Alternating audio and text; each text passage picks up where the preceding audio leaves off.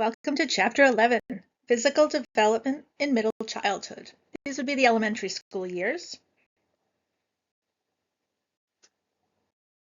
I have highlighted just a handful of concepts to focus on in Chapter 11.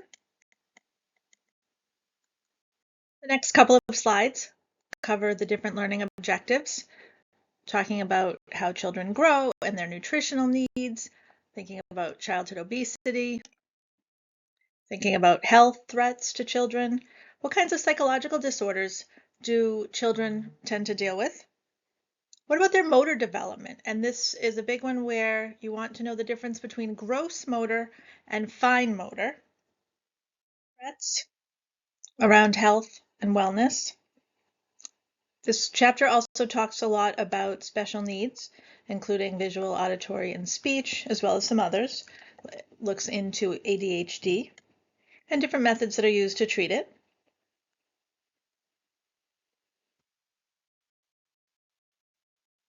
This slide has a quick 1-minute video that talks a little bit about fine motor and gross motor development, well worth looking at. It is linked in the title as well as on the image. It might be easier from the PDF to click the link in the title of the slide. During those early childhood years, children were growing so fast, both with their cognitive development and their social emotional development, and of course their physical development. In middle childhood, this is pre-puberty, so we're not talking about that big leap that happens a couple years later, but it's kind of a slow and steady. They're developing and getting stronger and more fine-tuned with their fine motor and gross motor skills. During middle childhood is one of the only stages, or the only stage, when the average girl is just a little bit taller than the average boy. This is temporary, but girls do tend to hit that beginning of puberty a little bit earlier. So if you look, this slide kind of talks about the average heights for both boys and girls. And again, this is average. It's a tends to. We have outliers in both directions. Most of the data that we talk about is related to here in the United States, but it's important to take into account how nutrition and exercise and what we do on a daily basis impacts our development. So where in the United States we talk about genetics in terms of height and weight, in other parts of the world, when there's something missing or lacking, it can often have a negative or detrimental impact on height or weight. So it's almost like when you have everything you need for all the food and nutrition and exercise and fresh air and healthiness, you can reach your maximum potential, right? But when you don't get what you need, it can restrict your growth and have a negative impact. So best case scenario is sort of what we hope for, but there can be more negative impacts when we don't get everything we need. Nutrition has such an impact on not just physical development, but behavioral development and cognitive development. Research has shown that children in countries where most of the rest of the population does not get adequate nutrition, those children who do show that they have more positive emotions, they have less anxiety, they're able to moderate their activity better, and it's also linked to their cognitive performance. They did a study in Kenya where the children who were better nourished did better on tests of their verbal ability and other cognitive areas compared to undernourished children. It sounds like it's obvious, right? When we eat healthier and we have what we need, we're going to grow and be more healthy all around. Unfortunately, we don't get to take care of the whole world the way I wish we could. So it's important to think about the garbage we put into our bodies, myself included. I'm a hypocrite, but we do tend to like to eat the junk food, and not everybody, but some people. But it's important to pay attention to what we eat. Other research shows that how curious children are can be impacted by their nutritional intake and their motivation to learn. I don't know. I know they say breakfast is the most important meal of the day. Whether or not that's true, I don't know. But I know that students who don't eat or are hungry don't have the basic needs met in order to sit and actually pay attention and learn and take in new information. In the United States, or in North America, we know that most children receive sufficient nutrients. However, We know that there's diseases that can happen that create development that makes children shorter and weigh less than their counterparts were they to have had proper nutrition. Children in poorer areas of the world, like in Calcutta, Hong Kong, Rio de Janeiro, the children are physically smaller than the children around the same age in more healthily populated areas. I don't know if that's a word, healthily, but like in the United States, there's height and weight variations with children related to genetics, but it can also be related to their nutrition. We also know that there's different height and weight variations related to race and ethnicity, as well as individuality. Severe stress can also impact growth and development, so it's important to think about that as well. In the United States, being tall is considered to be an advantage. I think in almost every presidential election in the United States, since George Washington, the taller of the two candidates, almost every election, ended up winning. I'm not sure if it's 100% true or if it's like 90% true or something like that. But height is considered an advantage. Some children, so I know of two people who were given human growth hormone because they weren't hitting their puberty milestones at the rate they were supposed to. I have two cousins who my cousin was 18 years old and had not started to develop, and the doctors had her take human growth hormone to help to reach puberty. The book says tens of thousands of U.S. children have been given artificial human growth hormones by their parents. I think most of the time it's because they're not reaching puberty at a rate that is considered typical. So for example, a child is 18 or 19 years old and they haven't yet begun to develop. I don't think many parents just want to make their kid taller and give hormones for that, but it might be something worth looking up. And there's always side effects to everything, and you want to make sure you're not having a negative impact on a child's development. I think we talked about this earlier in the semester, but they used to say a chubby baby was a healthy baby, but now they really want babies and children and school-age children, middle childhood children, to be thinner. There's a lot of concern about health risks related to weight. Obesity can be related to environmental as well as genetic factors, and they consider a BMI above the 95th percentile to be considered obese. And that percentile is based on other children that are the same age and sex as they are. There seems to be this idealistic thinness societally that everybody is, or most people in our culture seem to desire. And obesity is defined, again, 95th above the 95th percentile compared to other children, same age and sex. So if that was a quiz question or a final exam question, you'd know the answer. Approximately 17.5% of U.S. children are obese. That number is triple, 3 times more than it was in the 1960s. And they know that children who are overweight tend to be more likely to be adults who are overweight, and then they also tend to have a higher risk of having heart disease and diabetes, as well as other diseases. And as I've said multiple times throughout the semester, we want to be able to interpret graphs. There's a lot of fields out there where there's standardized tests that, and not even just that, even if you were to look at the newspaper, it's important to be able to interpret information from a graph. So this is a bar graph, and it's looking at the percentage of obesity values along the y-axis, and then the x-axis shows us boys and girls. It looks at the percent of obesity, and we look at the 2 to 5 year olds, 6 to 11, 12 to 19, and it just kind of paying attention to what the population looks like with children and obesity. What causes obesity? Well, it tends to be, like almost everything else we've talked about this semester, not everything, almost everything, a combination of genetics and environment. Particularly people who are inherited and may have a predisposition to obesity. There's a lot of diseases, disorders A lot of things where you could have a predisposition to something, and then something, so in your genes, there's a predisposition to this thing, whatever it is, a disease, obesity, etc.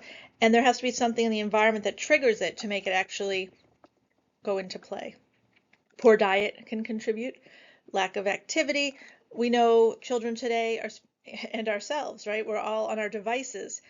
I remember with my own kids when they went from the age of riding their bikes everywhere to getting their driver's licenses. It was a major shift in how, now my kids didn't get heavy, but they weren't moving as much, right? So that age where you are walking with your friends everywhere, and then all of a sudden somebody has a car and we're moving less and we're doing more sedentary activities.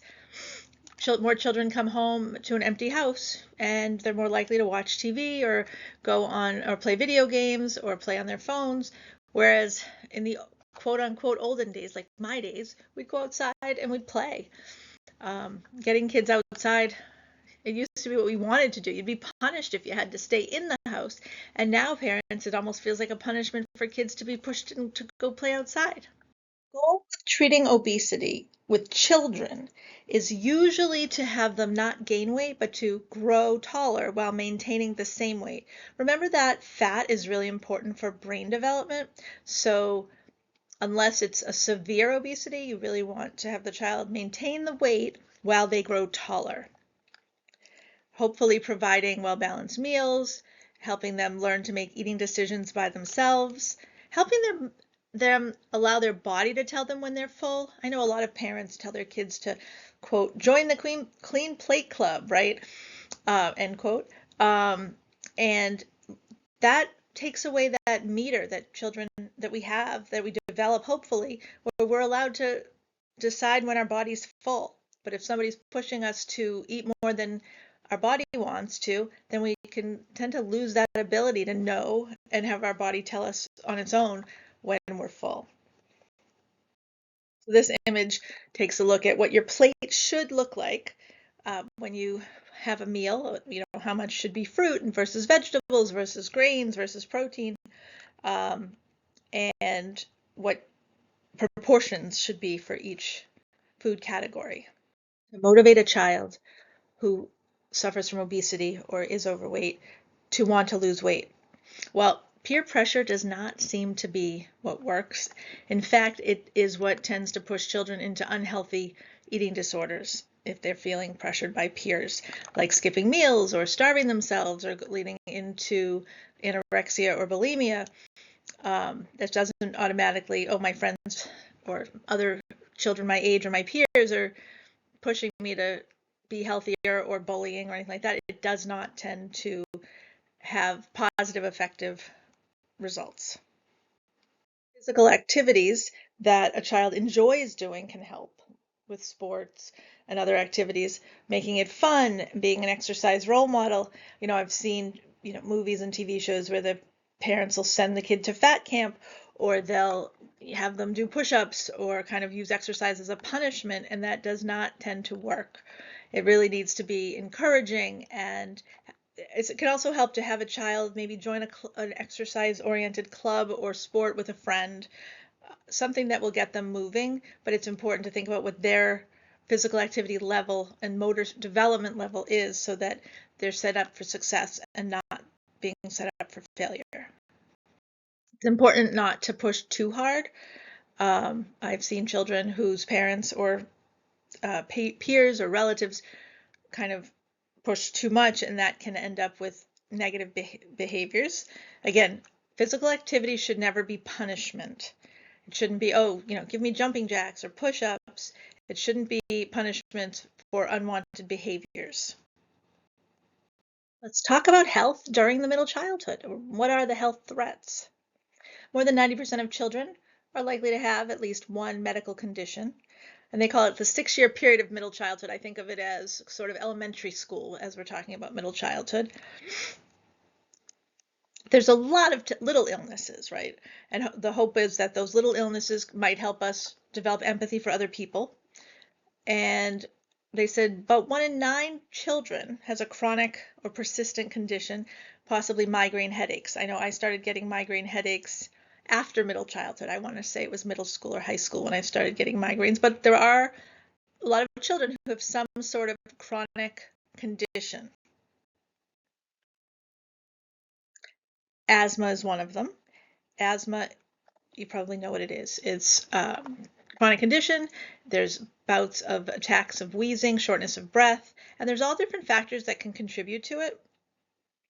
But there's also a lot of things people can do to deal with it that are much better than there used to be. There are about 7 million children in the United States who suffer from asthma. Racial and ethnic minorities are at particular risk, and it occurs when the airways leading to the lungs constrict and block the passage of air. Respiratory infections, allergic reactions are some of the things that can trigger asthma attacks. Stress and exercise can often trigger asthma attacks. A lot of children use inhalers as a temporary mechanism to help. Some of the other areas that are increasing asthma are increasing air pollution. There's more children being exposed to dust because of buildings and how they weatherproof buildings. For example, how many times do you go into a building that the windows don't even open, right? So that means the dust has no way to get out. So there's a lot of newer buildings where there's restricted airflow. Poverty can increase risk factors for asthma, and living in maybe less sanitary living conditions can also increase it. But it's interesting that they can take different families that live in a similar area, and all things being equal, and one child ends up with asthma and one child doesn't, and looking at what those causes might be. You're always thrilled to see another bar graph, right?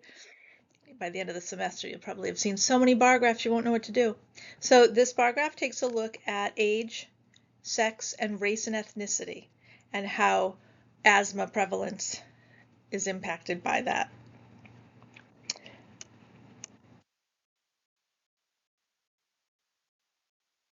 Talking about physical development in middle childhood, that includes health, and health includes psychological disorders as well. Psychological disorders do affect children in middle childhood. Bipolar disorder is on the rise. Bipolar disorder is diagnosed when a person cycles back and forth between two emotional states. They're usually an unrealistically high and then an extreme depression or low. And for years, they sort of neglected that children were having these experiences and having this disorder, and they would often be diagnosed earlier with something else. And then later on, when they got closer to puberty, they would realize that it was possibly bipolar. 1 in 6 children in the United States experiences some sort of mental disorder in any given year. More than 3% of children are diagnosed with depression. More than 7% of children have diagnosed anxiety, and I wouldn't doubt if that number was actually higher since the pandemic. The number of children and teens, and even with adults, but I think especially children and teens, dealing with anxiety, I think is at a astronomical level. 1 in 12 children aged 9 and 10 report experiencing suicidal thoughts and behaviors. I don't think I could have imagined that when I was in high school and in college, the idea of thinking about that percentage. 1 in 12 children aged 9 and 10 are having suicidal thoughts. I think the idea of those numbers being so high is really scary, and I think social media probably has a lot to do with that and how we compare ourselves to other people. Children's symptoms with a lot of these disorders are different and manifest differently than adults. And although they are prescribing antidepressants for children, it's often considered off-label, which means that those drugs, when they research them and they go through the process to become, accepted by the Food and Drug Administration and everything, all the research is done on adults. So it's considered off-label when you prescribe a drug for a child, that was designed for adults. And so a lot of those drugs were never approved properly and never went through government regulation to be used with children. So it's really important that their children are monitored, because the side effects could be significantly different for children than they are for adults. A lot of people do think and do agree that when you're dealing with childhood depression, it's important to use those drugs, but that we make sure that they're monitored. But other people feel that they should be using more traditional non-drug therapies, and other people say those are not effective. So the question is there long-term benefit from using antidepressants with children? And are there long-term deficits? Can it cause problems for a child's developing brain? So does childhood prescribed antidepressants increase risk of suicidal thoughts later on? And so it's really important that children are monitored closely when they are on antidepressants or any kind of medications, because they can have much more severe side effects in some ways. All right, so some of those topics were a little depressing. Let's move on to motor development, fine and gross motor development. So during this time, it's not like when they were infants, and they were rolling over and then they were crawling and then they were walking, and all of these major milestones were happening very quickly. So things are happening at a slower pace during middle childhood, but they're still happening. And both their fine motor skills and gross motor skills are improving and getting more sophisticated. Gross motor, when we think about large muscle groups, we think about learning to ride a bike, ice skate, swim, skip rope, skills that they could not perform well earlier on, and they're getting better at them now. So these are the large-scale body movements. So gross motor, we want to think about using the large muscle groups in the body.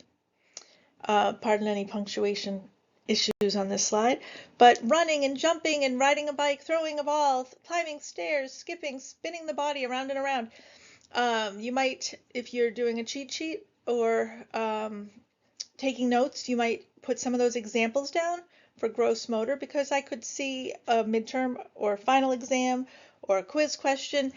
I'm pretty sure you would see one, actually, one on fine motor, one on gross motor. So you want to have some examples to remind yourself of the difference between them.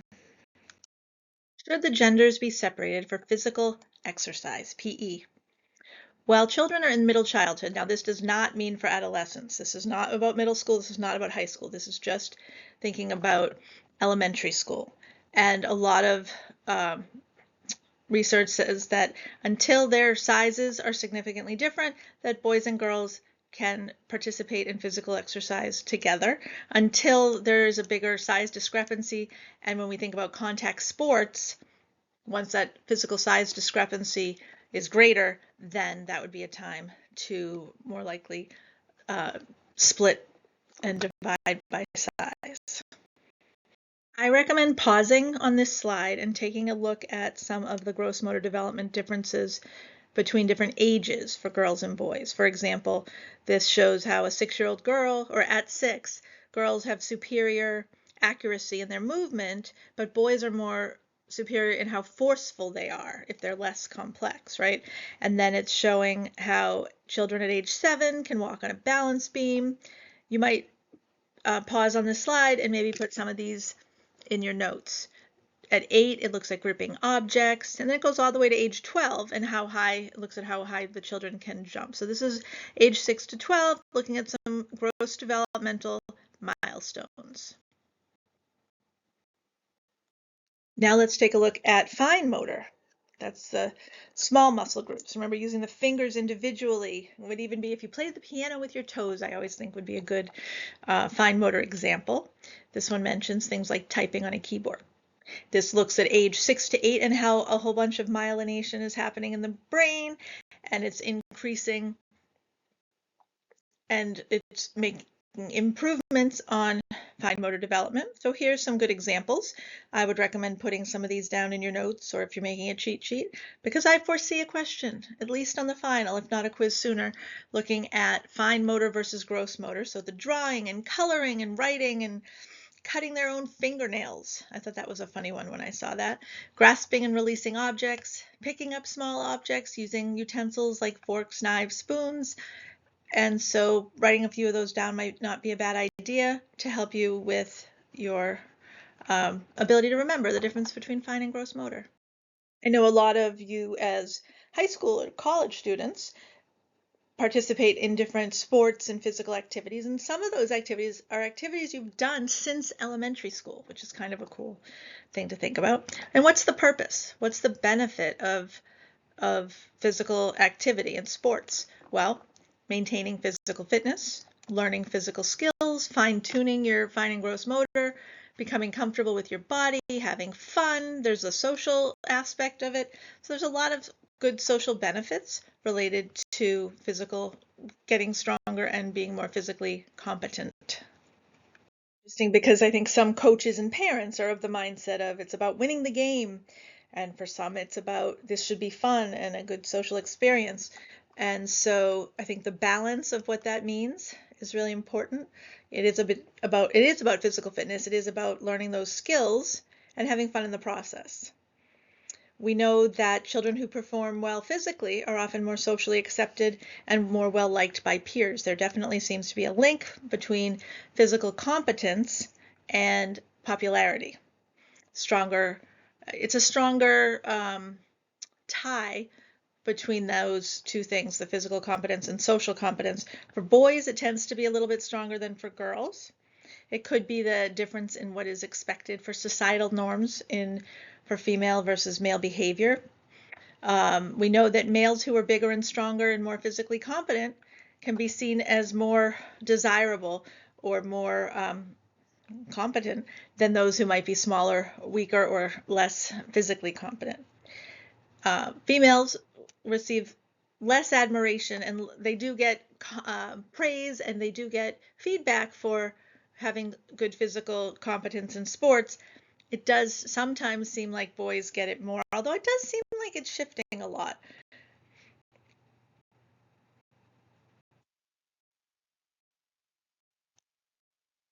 There are so many things that come in as possible threats to children's safety.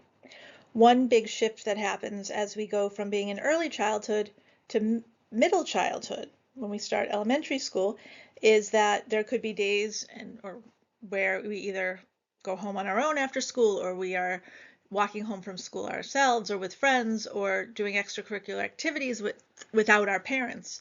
And so that can give rise to safety issues. Some research shows that boys tend to be more apt to have injuries than girls. Theories is that they have a higher level of physical activity, which makes them at a greater risk for injury. Accidents are the most frequent source of injury for children. Automobile injuries kill 4 out of every 100,000 children aged 5 to 9. It's important to wear seatbelts. It is important to wear bicycle safety gear, like goggles, well, not goggles, but helmets and pads. And it's an interesting thing because if someone's friends are not wearing them, who wants to be the weirdo who's wearing a helmet or knee pads when the other kids aren't? And the idea that you're doing it to be safe doesn't sound like you're doing it to be cool, right? But I've heard some horror stories with people not thinking it's cool to wear seatbelts or to wear helmets. So always wear a seatbelt. Always, always, always wear a seatbelt. And when possible, please wear, protective gear, or if you're in charge of young children, try to make them wear the protective gear as well. Here's another bar graph. I know you were just waiting. You couldn't wait for one more. So this one takes a look at injury death rates by age. So it's looking at a category of different possible kinds of injuries and percentages. Yeah.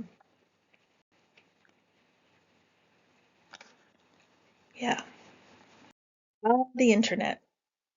It is so important for children to have guidance and instruction on the internet. I think it's very common for someone to hand a young child a device and not realize how intuitive those devices are.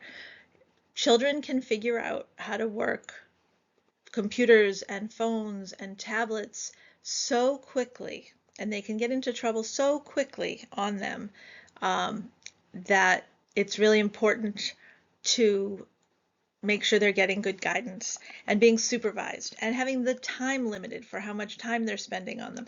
When my boys were in middle school, I made them go through what I called Mommy's School of Social Media. And we talked about how if somebody sends you inappropriate pictures, that they're not yours to share with other people. And nobody wants certain kinds of pictures from you, that we don't send those kinds of pictures.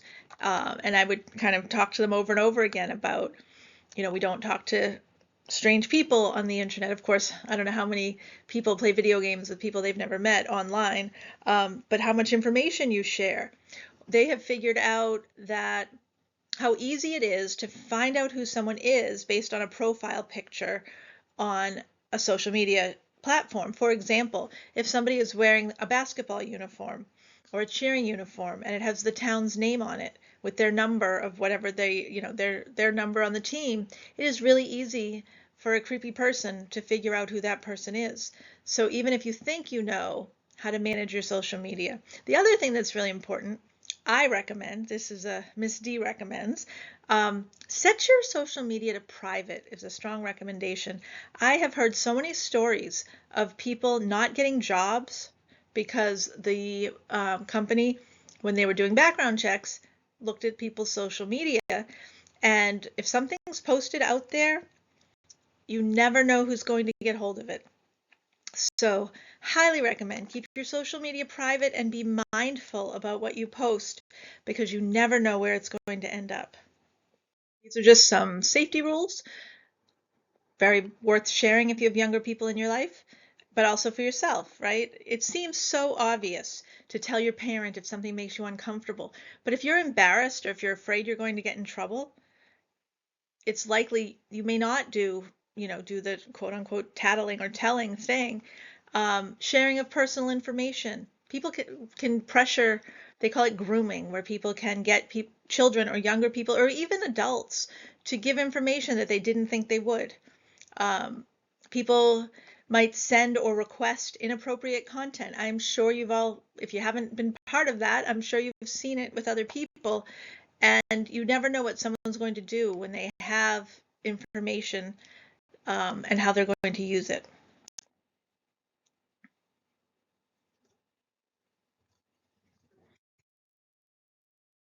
Children with special needs can differ significantly from typical children when it comes to physical attributes or learning abilities, and sometimes those can present challenges to caregivers and teachers. Sensory difficulties, so these are disabilities related to vision, auditory would be hearing, or speech. So visual impairment, there are people who are considered legally blind that technically they can see shadows or they can see a certain amount, but they're considered legally blind if their visual acuity is less than 2200 after it's been corrected. And then partial sightedness would be less than 2070 after correction. An auditory impairment is a special need that involves the loss of some aspect of hearing. Affects 1 to 2% of school-aged children, and it can be from anything from a slight loss to having no hearing at all. It could also mean the loss of hearing in certain sound frequencies, like someone might not be able to hear a higher range or a lower range of sound. Children who have little or no exposure to the sound of language are unable to understand or produce oral language themselves. And abstract thinking can be affected if there is no language. Sensory disorder would be a speech disorder. That would mean it's speech that deviates so much from the typical child that it might call attention to itself, it might interfere with how they communicate. It might mean other people may not be able to understand them. And it's also interesting to think about if it's their receptive language or their heard language. The other piece that goes with language disorders would be stuttering, and that I'm sure you've heard of stuttering, right? Where there's a disruption to the fluency. And usually stuttering alone doesn't have any other disability tied with it, although it can often impact self-esteem. Around 5% of school-age children have some sort of speech impairment. And they haven't figured out what causes stuttering, although the big deal is to not draw attention to it and try to give children the time to finish what they're trying to say, because when they're feeling rushed or they're feeling stressed, that will increase the stutter. 1 in 10 school children are labeled as having a specific learning disorder, and that means in some way they have a difficulty learning using a specific academic skill. It could be reading or writing or math, and they're diagnosed when there's a difference between what it seems like they should be capable of and then what they produce when they're evaluated. These are some specific learning disorders: dyscalculia, dysgraphia, and dyslexia, related to math, handwriting, and reading. There's also nonverbal learning disabilities. Those can cause an inability to recognize facial expressions and also nonverbal cues. There's different theories about what causes learning disorders. Some could be genetic, which tends to be, I think, a lot of them. Oftentimes parents, when their child gets diagnosed, parents may often say, hey, wait a minute, I never thought about it, but I had an issue with that when I was a kid. And that tends to come up a lot. There's also some theories about environment, poor early nutrition. There's even some theories related to allergies. So there's a lot of different possible causes for learning disorders, and they're still studying this. Here are some important vocabulary words related to special education. The least restrictive environment means an environment that is as much as possible like that of the typical child, but that meets the needs of that child. And that's different for everybody. For some children, that might mean that they have someone come in and assist when it comes to reading, or that they get pulled out for 1 or 2 subjects. And for some children, that might mean that they go to a substantially separate classroom or substantially separate school. For some children, it could mean someone comes in and gives them speech services. So it's really different for everybody, but that the least restrictive environment means it should be as much as possible like that of the typical child. These vocabulary words, these concepts, are related to the Children with Special Needs, an act that happened in 1975. Congress enacted Public Law 94-142, and it was called Education for All Handicapped Children Act. And they're only to be isolated from their regular classroom for what impacts them for their exceptionality, and that may be what they have that's different. Mainstreaming means having exceptional children integrated as much as possible in with the rest of the children, and full inclusion means all children are integrated into the regular classroom. ADHD, we hear a lot about, and we know it's related to or marked by inattention and impulsivity, having a low tolerance for frustration. I know for some children early on that might mean they can feel the labels in their clothing, the seams in their socks. And sometimes they might behave in a way that's considered inappropriate. Sometimes it's hard to tell if a child just has a really high activity level or do they have ADHD. And I think with much younger children, it's even harder to make a diagnosis versus comparing it to someone who just has a really high activity level. Some of the symptoms for ADHD are that they have a hard time finishing tasks.